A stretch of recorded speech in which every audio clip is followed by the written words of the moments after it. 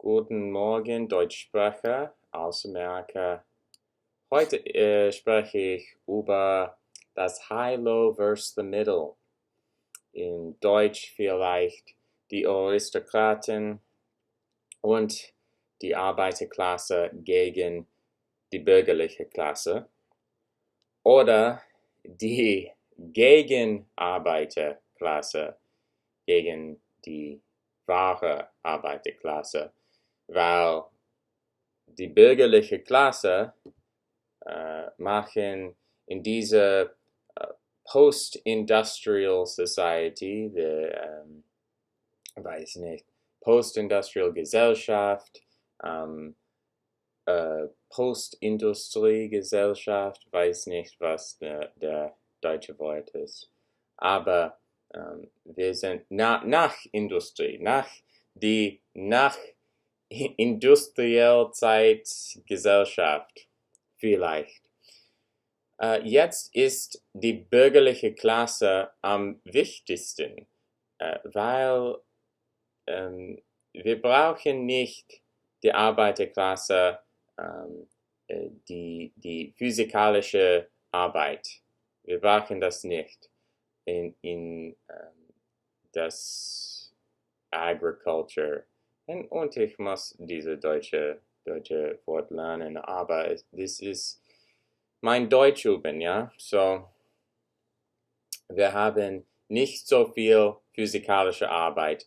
Und so, die Arbeiterklasse ist ein nicht so produktives Klasse wie die Aristokraten. Aristokraten arbeiten nicht und diese proletarische Klasse, Low Class, sie arbeiten nicht so viel oder seine Arbeit oder ihre Arbeit ist mit McDonald's oder mit Autofahren.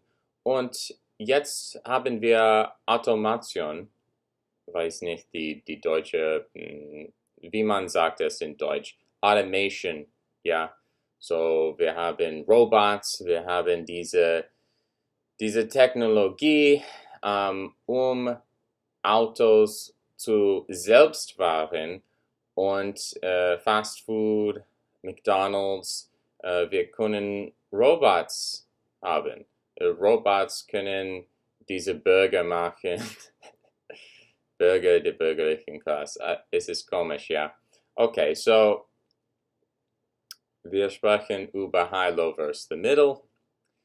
Und wenn wir napoleonische Zeit schauen, diese Zeit ist eine Zeit von Nationalismus in Frankreich und auch in Deutschland. Und in Deutschland haben wir das Konzept des Volkes gemacht. Die Aristokraten und der bürgerlichen Klasse sehen Nationalismus als Lösung von diesem napoleonischen Problem. Deutschland ist unter Frankreich. Und was ist die Lösung? Wir als deutsche Kultur müssen Wiedergeburt sein. Es muss maskulin sein. Es muss wehrhaft sein. Und so gibt es Nationalismus. Die bürgerliche Klasse, sie machen Gedichte über Deutschland. Deutschland, deutsche Volk, deutsche Wehrhaft, deutsche Mannschaft und so weiter und so fort. Und dieses ist geschaut gut von den Aristokraten, weil sie lieben napoleonische Republik, napoleonische Reform, napoleonische, weiß nicht, the domination, the German word escapes me, but sie lieben nicht unter die Französisch. Französisch, Frankreich, das ist nicht so gut. Und so weiter. Okay. Sie liebt es nicht und sie unterstützt die bürgerlichen Klasse in diesem Nationalismus.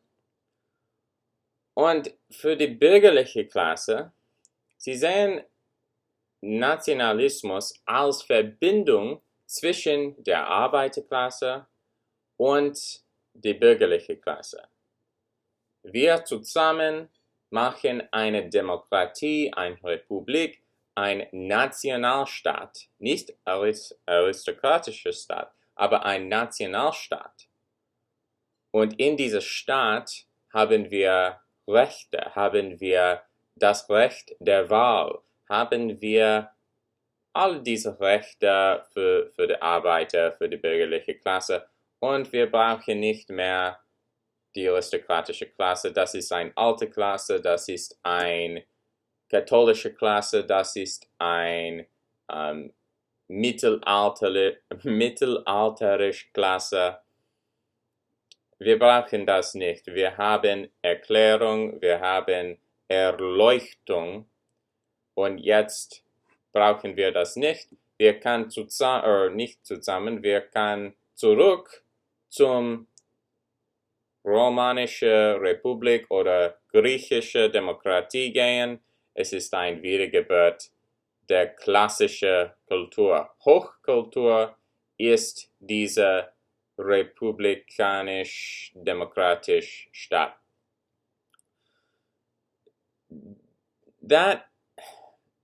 Ich gehe im Englisch, aber in Deutsch, diese Idee kommt natürlich die bürgerliche Klasse.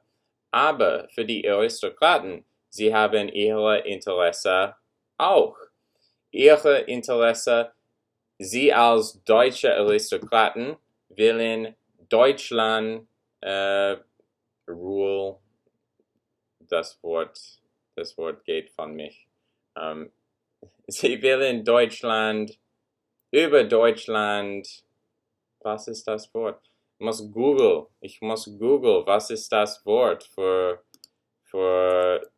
Deutsch Rule. Deutsch gibt es zu mir. Leo, herrschen. Herrschen, das ist ein gutes Wort.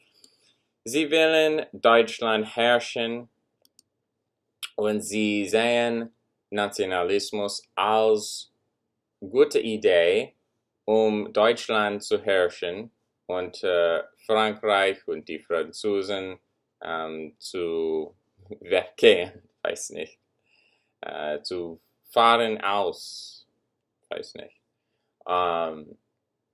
Und zu dieses Kulturkrieg gegen Frankreich und Deutschland zu gewinnen durch diesen neuen Nationalismus. So, es ist eine gute Idee und man sieht zwischen Preußland oder Preußen, Entschuldigung, man sieht zwischen Preußland und Österreich zwei Ideen. Im Preußen mehr freundlich mit Nationalismus. Im Österreich es ist mehr feindlich zu Nationalismus, weil Preußen ist in die Mehrheit Deutsch, 90% Deutsch mit einer Minderheit von polnischen Völkern, aber 90% Deutsch. Im Österreich gibt es viele Deutsch, aber Ungarisch, Slowakisch, Tschechisch, Rumänisch, weiß nicht, Serbisch, Kroatienisch, weiß nicht, wie man sagt, Rumänisch, Chinesisch, Rumänisch, Serbisch, Kroatien. Kroatisch da und Ungarisch, Romanien,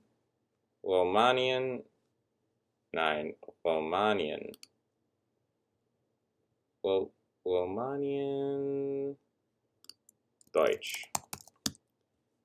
Entschuldigung.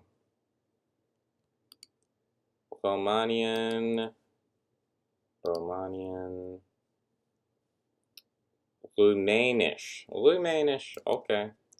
Das klingt gut. Rumänisch.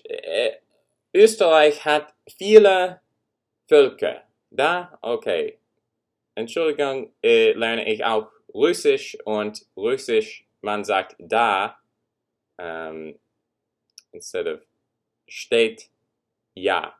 So, mein Gehirn ist verwirrt zwischen da und ja. Aber ich meine ja, nicht da. Okay, so, Österreich hat viele Völker und dieses Konzept Nationalismus ist ungefährlich in Österreich, weil diese kleinen Völker, wenn sie hören von Nationalismus, oh, ich will Nationalismus, ich als Ungarisch will Nationalismus, ich als Slowakisch will Nationalismus und so weiter und so fort. So in Ungarn, in Österreich, ich meine, Nationalismus ist nicht so gut, nicht so praktisch. Es ist ein Multikulti-Österreich. In Preußen gibt es in die Mehrheit Deutsche, 90% oder mehr. Und so Nationalismus klingt gut in Preußen. Und dieses Kulturzone ist, wo Nationalismus, deutscher Nationalismus ist am größten. Ja. So, es gibt eine Verbindung zwischen die Aristokraten und die Nationalisten. Also in Österreich, es ist feindlich zwischen Nationalisten und die Aristokraten. Und wir sehen das in die Gegenstand, nicht die Geschichte. Geschichte ist das Wort. So, ja, das ist High-Low versus the Middle. Wir sehen, dass in Preußen es gibt mehr Verbindung zwischen bürgerlicher Klasse, Nationalisten und Aristokraten. An anderer Zeit in Österreich, es ist mehr High-Low versus the Middle, es ist mehr Aristokraten gegen bürgerliche Klasse, Aristokraten gegen Nationalismus. Und Nationalismus ist sehr interessant, weil die bürgerliche Klasse sieht Nationalismus als Verbindung zwischen Arbeiterklasse und bürgerliche Klasse gegen die Aristokraten, aber Nationalismus kann auch wie Bismarck und Ferdinand Lassalle. Ferdinand Lassalle ist für die Arbeiterklasse gegen die bürgerliche Klasse und Bismarck ist für die Aristokraten gegen die bürgerliche Klasse und Ferdinand Lassalle und Otto von Bismarck, sie kommen zusammen wie Freunde. Und sie sehen, dass Sozialismus ist eine Waffe gegen die bürgerliche Klasse für die Arbeiterklasse und auch für die Aristokraten, weil mit dieser Sozialstaat und Bismarck ist der erste Sozialisten, er ist der erste Staatensozialisten, Sozialisten im Macht. Ja, so Bismarck mit die Sozialstaat ergibt zu der Arbeiterklasse. Die Arbeiterklasse sehen die sozialistischen Staat als gut, und das bringt die Arbeiter zusammen mit den Aristokraten. Wo kommt diese Geld? Diese Geld, die Aristokraten gibt mit die Sozialstaat, sie geben Geld zu Arbeiter. Wo kommt das Geld? Das Geld kommt von die bürgerliche Klasse. Und so, das ist Heilo versus die Mitte. Das ist hoch, tief gegen die Mitte, oder Arbeiter und Aristokraten gegen die bürgerliche Klasse. Ja, okay. Klingt gut, macht Sense. Entschuldigung für die Verwirrung zwischen Englisch und Deutsch und ein bisschen Russisch. Mit meiner Da steht ja. Aber das ist gut für diese Zeit, und ich sage zu dir Tschüss, auf Wiedersehen.